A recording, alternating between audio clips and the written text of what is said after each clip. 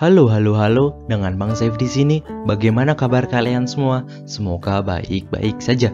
Oke, di video kali ini gua bakal bawain alur cerita dari film Bangkit 2016. Film ini menceritakan tentang bencana besar yang terjadi di kota Jakarta karena curah hujan yang tinggi dan perjuangan seorang tim SAR untuk menyelamatkan para warga dan yang paling utama menyelamatkan anggota keluarganya. Tanpa berlama-lama langsung saja kita menuju videonya.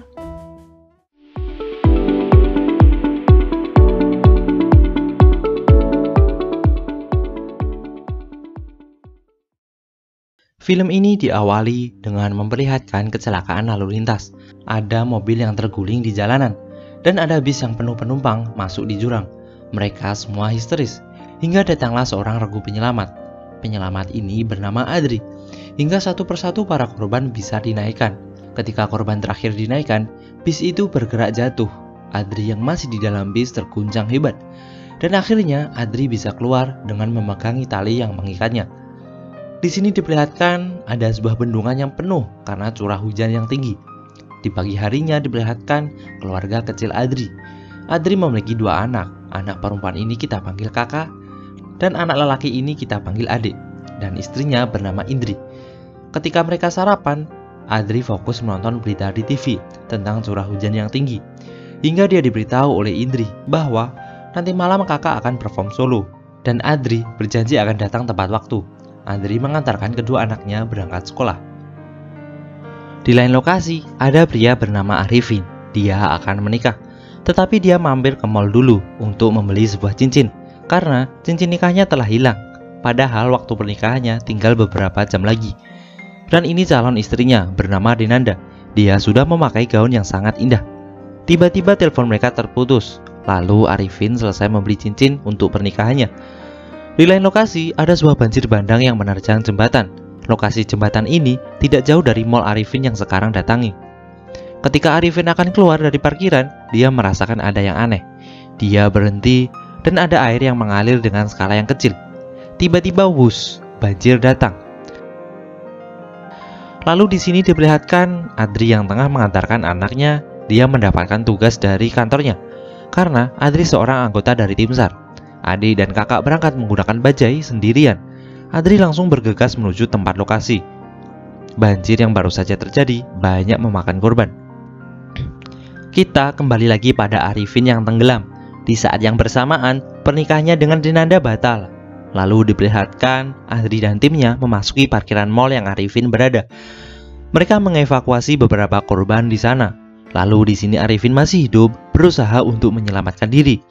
Di sini Arifin mendengar ada seseorang yang meminta tolong. Di waktu yang sama, Adri dan timnya harus melakukan evakuasi lagi.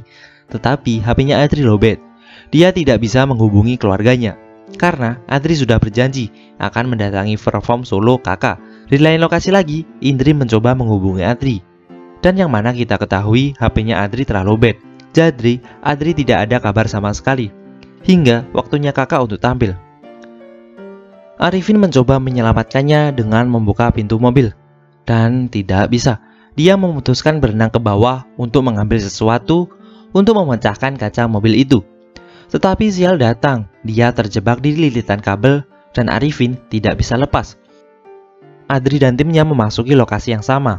Adri menyelamatkan pria yang ada di mobil. Ternyata pria ini sudah meninggal. Arifin yang tenggelam melihat senter yang menyala dari atas. Dia berusaha kabur, tapi tidak bisa. Di sini juga kakak tampil dengan alunan piano yang indah. Adri di sini melihat Arifin dan langsung menyelamatkannya. Arifin masih bisa selamat. Ketika kakak selesai tampil, tampak raut sedih di wajahnya muncul karena ayahnya tidak datang ke performnya. Padahal Adri sekarang sibuk untuk menyelamatkan para korban dari bencana. Di sini Arifin menemui Dinanda. Arifin mencoba menjelaskan kenapa dia tidak datang ke pernikahannya hari ini. Dinanda marah besar dan langsung pergi. Di pagi harinya, Adri mencoba berbicara ke kakak dan meminta maaf karena semalam tidak bisa datang. Di saat yang bersamaan, Indri melihat berita yang ada di TV, bencana banjir kemarin yang begitu parah. Kakak yang marah langsung pergi. Di sini, Indri mencoba mengobrol dengan kakak. Kakak yang kesal dan kecewa bilang, "Emang semuanya harus jadi tugas ayah? Ayah yang harusnya nolong orang terus." Terus kalau kakak perlu bantuan, siapa yang nolongin kakak? Tiba-tiba Indri pergi keluar rumah. Ternyata di luar sudah terjadi banjir. Secara singkat rumahnya Adri kebanjiran. Indri dan kedua anaknya naik ke atas. Secara bersamaan banjir bandang datang. Adri dan keluarganya naik ke atas. Dengan curah hujan yang tinggi dan arus air banjir yang deras, ada seorang anak yang terjebak di banjir. Bocah itu sempat terseret arus dan secara cepat Adri langsung menolongnya. Adri merangkulnya. Dari belakang ada truk yang akan menabraknya karena terseret derasnya air. Adri dan bocah itu menaiki truk ini dan lompat ke sebuah atap rumah. Si bocah sempat tak sadarkan diri. Dengan rasa dingin yang amat dalam, Adri memberikan jaketnya untuk bocah ini. Di samping itu, Ade melihat banjir dan langsung dihampiri kakak. Tetapi kakak masih di pinggir. Dan secara tiba-tiba, lantai di sana retak. Di sini Adri masih berusaha kembali menemui keluarganya. Kakak menangis ketakutan.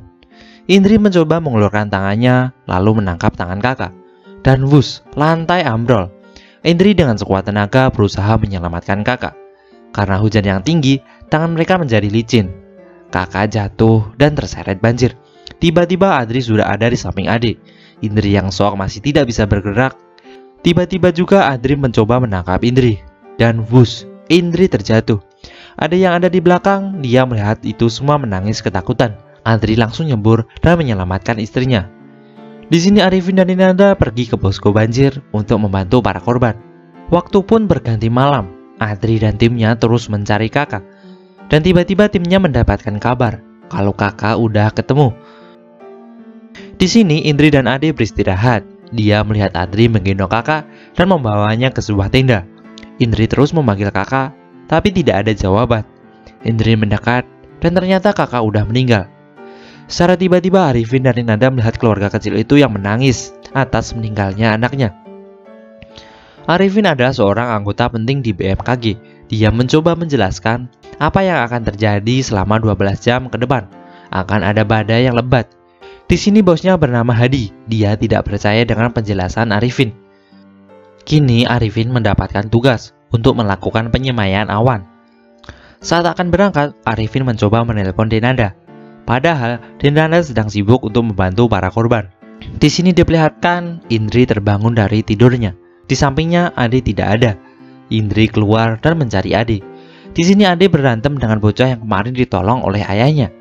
Saking lemesnya, Indri jatuh pingsan. Di sini Arifin menaiki pesawat Hercules. Dia gelisah ketakutan. Arifin mencoba melihat awan. Ternyata awan itu sudah bahaya jika dilewati pesawat. Arifin mencoba menggagalkan misi ini. Arifin mencoba menelpon bosnya, dan di sini Arifin disuruh untuk maju terus. Hingga waktunya pesawat itu terjadi sebuah masalah.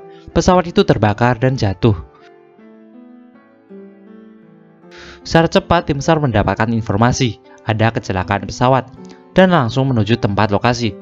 Di sini Arifin masih bisa selamat. Dia keluar dan meminta bantuan. Arifin menembakkan tembakan cahaya. Adri dan timnya menyelamatkan Arifin. Lalu Arifin dibawa ke posko bencana.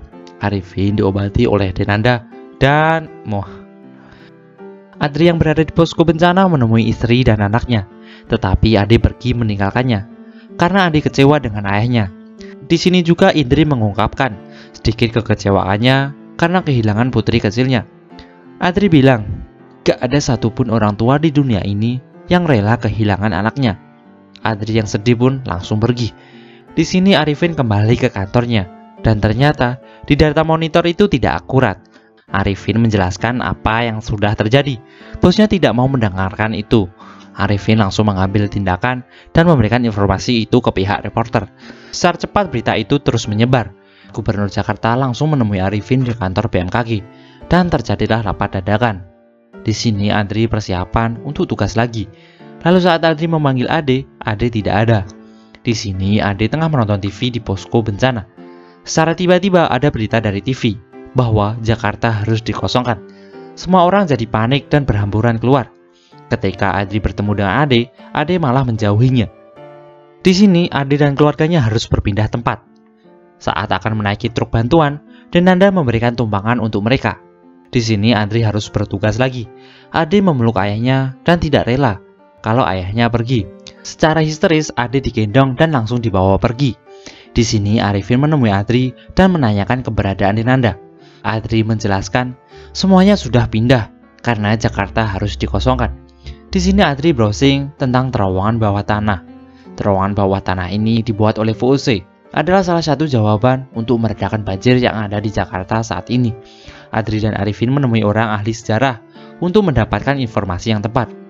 Saat di perjalanan, Indri menelpon Adri, menanyakan keberadaannya sekarang. Adri bilang, saat ini sedang mencari Profesor Iwan Pongki, seorang ahli sejarah.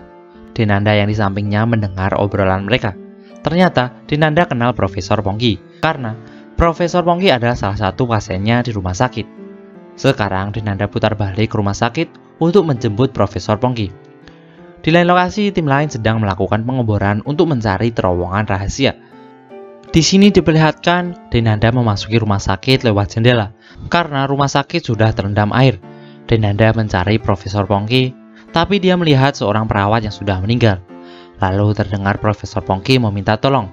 Dinanda bergegas menolongnya, dan mereka berdua berhasil keluar dari rumah sakit itu dengan selamat. Di lain lokasi, tim SAR yang lain sudah menemukan terowongan. Sekarang para TNI masuk untuk memastikan terowongan itu. Di sini Adri dengan Dinanda berjanji untuk bertemu di suatu tempat. Secara tiba-tiba, terowongan yang dilewati para TNI telah runtuh. Telah terjadi gempa, dan di saat yang sama, jalan tol yang dilewati Dinanda hancur. Mereka berusaha menyelamatkan diri. Lalu di sini Adri dan Arifin terjebak macet. Dia menukar mobilnya dengan motor pada seseorang.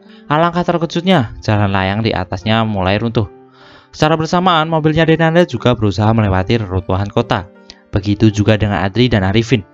Lalu Dinanda dan lainnya turun dari mobil karena kemacetan terjadi. Semua orang berlari menyelamatkan diri. Di sini Profesor Pongki tertinggal di belakang karena dia sudah tua, tidak bisa berlari. Lalu saat Indri dengan Adi berlari, tiba-tiba Adi tersenggol oleh seseorang hingga dia terjatuh. Indri mendekapnya dan menyelamatkannya. Lalu sampailah Adri dengan Arifin di lokasi yang sama. Adri berusaha untuk menyelamatkan keluarganya. Tapi ternyata Adri datang untuk menyelamatkan Profesor Pongki. Akhirnya mereka semua selamat. Dalam kondisi hujan, Profesor Pongki memberikan rute terowongan itu. Arifin secara cepat hafal dan menyimpan peta itu. Saat akan berangkat, peta yang dibawa Arifin terjatuh. Ada yang melihat peta itu langsung mengambil dan menyusul ayahnya. Dia menumpang di mobil orang. Indri yang mengetahui anaknya hilang, dia sangat histeris.